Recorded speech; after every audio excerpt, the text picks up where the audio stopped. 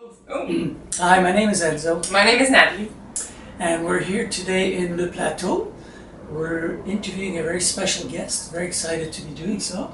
Our friend, David Lyon. Yes. Yeah, so David, you wear many hats. You have different abilities. Yeah. You do a bunch of different things. Can you let the people know what your talents are?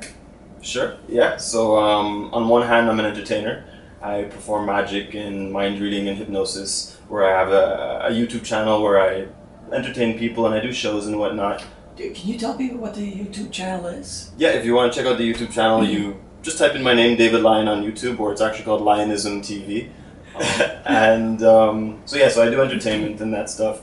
And on the other side of the coin, I'm an intuitive. So basically, I mentor other leaders, other coaches, other basically heart-driven, purpose-driven people who are looking to connect to more of themselves so that they can serve more of their purpose and just make their life more effortless overall, attract more money and all that stuff. And how do you do it?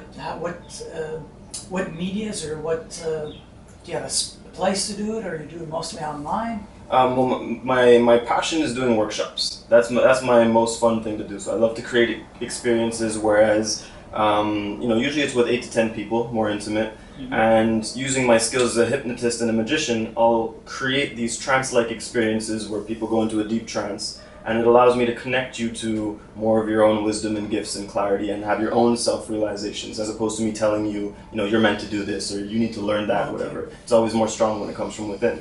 Right. So I like to do it in the workshop format, but I also do creating retreats. I do one-on-one clients, and I make videos on my Facebook page, David Lyon 333. Where you could, just check out some of my videos where I give some insights and inspiration on how you can connect to more of your power and your purpose and follow your dreams and all that kind of stuff. Very good. And so you described yourself as an intuitive as well? And how does your intuition come in? Because I know there's a lot of people that experience mediums, psychics, empaths, and there's a lot of curiosity about how that comes through. How do you get the information? Yeah, well, your intuition is just kind of like your sense of knowing, right? Right. So my intuition just it's a tricky question to answer. My intuition just kind of comes in, is what I want to say. It's just there. It's just there. But I want to say, like, the more you're in your element and the more you feel connected to yourself and the more you're doing something you love, you naturally go into this state, whether you want to call it a state of flow or this peak state or in the zone or whatever it is. But when you're in that element, your mind's not present. You're not thinking, you don't need to do all that sort of stuff. But so the way my intuition comes into play is that because I'm enjoying what I'm doing so much and I'm genuinely curious about you and I genuinely have compassion towards you and I'm genuinely open to going in any direction, and I don't have a script of how we're meant to do things. That's what leaves room for intuition to come through, whether it be in the form of guides, whether it be channeling, whether it be whatever case may be. That's sort of what I was getting at. Okay. Through the heart, David, you connect? You were saying in some other interview that you would connect through the heart, is that correct? Yeah, I connect to the heart. So a lot of times people will come to me with their problems, which is what their job is, to say, I have this problem. But for me, I always tell people I'm not here to fix your problems. I'm here to ignite your fire, and as a side effect, that's going to solve your problems. So usually people will, I have this problem with my mom or whatever case may be.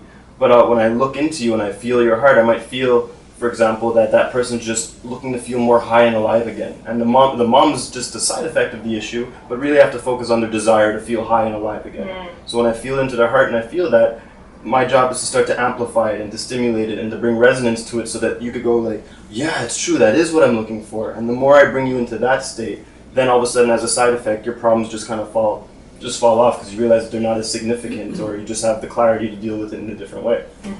So it's a lot through self-realization and it's just connection, it's conversation, in a lot of ways I feel like the word intuition is a little bit overused and overplayed, like everyone's an intuitive nowadays. Yeah.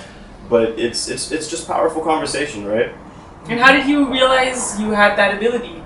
Or how did you get there?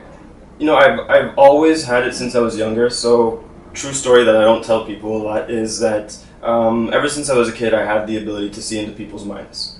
And when I say that, I don't mean like I know every thought that you're thinking, but I could very easily see your unconscious thought patterns, your subconscious thought patterns, your intentions, your perspectives. Right. It was always just the way I was as a kid. And I didn't know that this was a gift until I was like 24, 25 when I was sitting with this psychic named Michelin. And to make a long story short, she had basically told me that I had got killed in a past life because I was using my mind reading abilities for manipulation. and I had no clue. I'm like, what do you mean mind reading? I'm like, what do you mean mind? What are you talking about? She's like, well, you see into people's minds. I'm like, uh-huh. But I didn't realize that wasn't a normal thing because it's, to me it was like breathing. So since I was a kid, I had this, gift of perspective, I like to call it. Right. And I guess just focusing on it more starts to amplify your own gifts, and you start to develop skills with it and different ways of using it and ways of teaching others to find their gifts. And Okay. I don't know if that answers the question. I hope so. Yeah. Yeah. How did you get to where you are? Obviously, you were someone else before you became a hypnotist, magician, spiritual coach.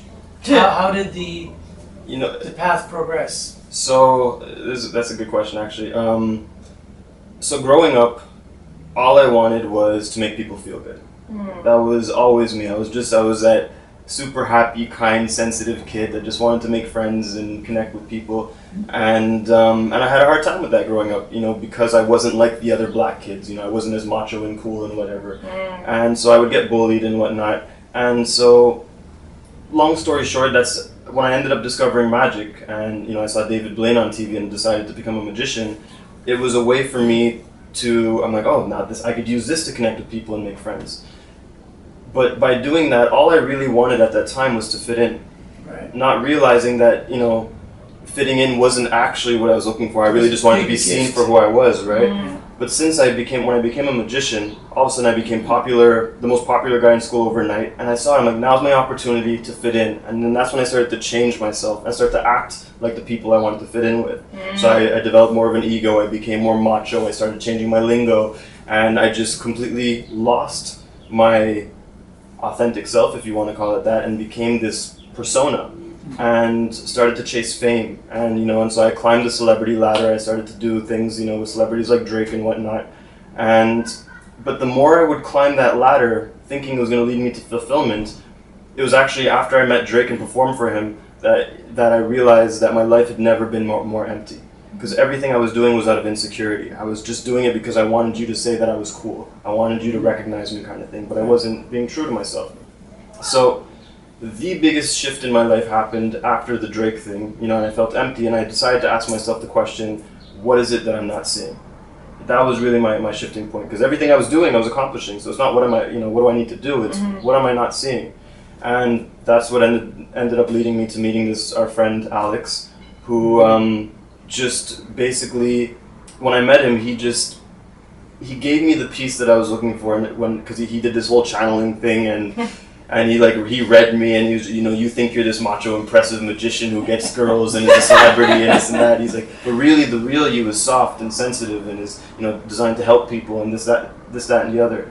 And what he most gave me in that moment was a distinction between who I thought I was and who I truly was.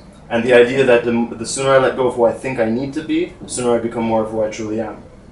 And so that became my path, that became my purpose, and that became the thing that I wanted to pay forward to others, because I realized how so many of us are missing this idea and this lesson in our lives. Wow, that's beautiful. What kind of client would come and see you? Is it a student? Is it somebody in the corporate world?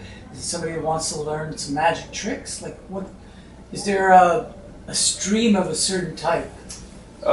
Yeah, I mean, it's genuinely and generally purpose-driven people, heart-centered people who want growth, who want fulfillment, who want more freedom in their life, and who can't just work the 9 to 5, and who feel like they're destined for something special. So it's those kind of people, other coaches, other therapists, other hypnotists.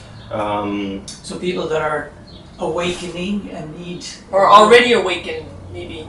Yeah, well, Not a little. It's a little bit of both. I mean, because sometimes it's people just wanting to learn what intuition is, or wanting to learn more about their purpose because they're hearing about this idea. Sometimes it's people wanting to learn more about who they are. But genuinely, I keep saying genuinely. Generally, it's people who are just looking to make a change in their life, looking for more happiness, and yeah, it's yeah.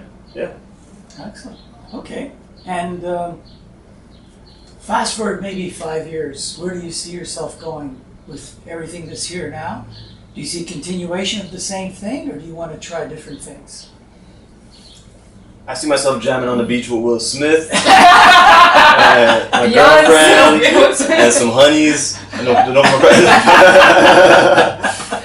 But honestly, I don't know. But what I would like to have happen is, I would like to be running retreats, once a month, throwing really cool parties. 'Cause my whole thing is making things fun, and this is where I feel like a lot of what is lacking in the spiritual community a lot is that there's a lot of serious. It's very serious. It's very rigid. It's very like you have to fix your issues. You have to heal yourself. Meditation is a discipline. But it's very serious, and I feel like that they're missing the point of. I mean, at least in my opinion, I feel like it's missing the point of a deeper essence of spirituality. Whereas it's meant to be fun. It's meant to be playful, which is actually a higher frequency than seriousness, right? Yes, Definitely. So I just, in whatever I'm doing, whether I'm doing retreats or workshops, I just want to continue to bring fun into people's lives and remind people to have fun because it's part of who they truly are. It's part of what will unlock more of their world, more of their gifts, and it just makes life more effortless and easy. Did we get the Lionism website? If you want to check out my magic website, my entertainment website, it's www.lionism.tv. And if you want to check out my more purpose-based website, it's www.livingmagic.life. Whereas my message in that is that you are the magic that you're looking for. Because very often people are looking for something to make them special. I'm going to learn Reiki because then I'll be special. Or looking outside themselves. Exactly, looking for a thing. And I did that myself, so I can relate to it. But ultimately.